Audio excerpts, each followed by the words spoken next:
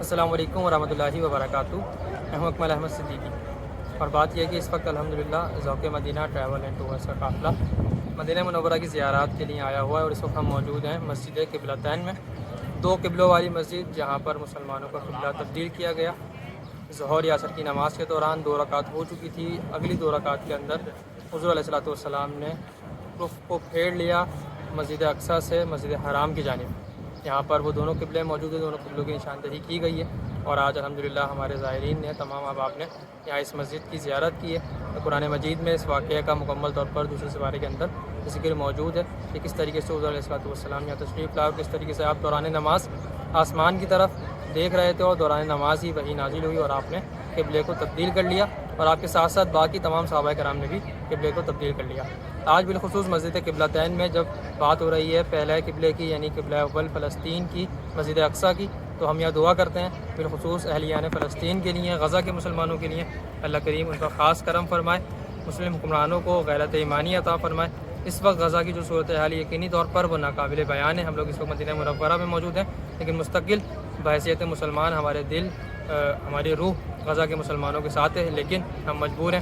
اور ہم کچھ کر نہیں سکتے، لیکن ہمیں چاہیے کہ کم از کم اپنے حکمرانوں کو پریشرائز کریں، انہیں غیرت دلائیں، اللہ کریم ان کے دلوں میں یہ بات ڈالے، اور وہ مسلمانوں جتنے بھی حکمران ہیں، یہ 55 56 57 ممالک ہیں اسلامی، یہ کوشش کریں اور غزہ کے لیے اور قبلہ اول کے لیے یہ اٹھ کھڑے ہوں۔ لیکن ہم بحیثیت مسلمان انڈیویجول اپنی شخصیت، اپنی پرسن کے اندر، یعنی انڈیویجولی انفرادی طور پر ہم یہ کر سکتے ہیں کہ ہم اسرائیل کو کسی قسم کا سپورٹ نہ کریں، فلسطینی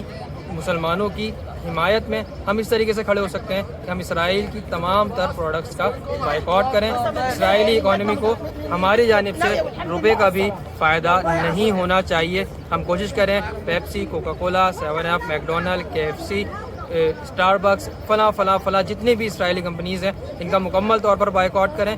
بحیثیت انسان، بحیثیت مسلمان ہم پر لازم ہے، اس وقت انسانوں کی جو نسل کشی کی جا رہی ہے غزہ کے اندر مکمل طور پر تباہ کر دیا گیا ہے، ہم پر لازم ہے کہ ہم اسرائیل کے خلاف یکجان ہو کر کھڑے ہو جائیں۔ ہم بحیثیت قوم کھڑے ہوں گے تو انشاءاللہ ہمارے حکمران بھی ہمارے ساتھ کھڑے ہوں گے، کیونکہ قرآن مجید میں یہ اعلان ہے کہ جیسی قوم ہوگی ویسے ہی حکمران ہوں گے۔ اگر ہم بحیثیت قوم، بحیثیت مسلم امہ کھڑے ہوں گے تو انشاءاللہ ہمارے حکمران بھی کھڑے ہوں گے۔ مسجد قبلتین سے یہی دعا ہے، اللہ کریم غزہ کے مسلمانوں کی خیر سے مدد فرمائے، اور عالم اسلام کے مسلمانوں کو اللہ کریم غیرت ایمانی عطا فرمائے کہ ہم تمام لوگ مل کر غزہ کے مسلمانوں کے لیے یکجان ہو جائیں، اور تمام امت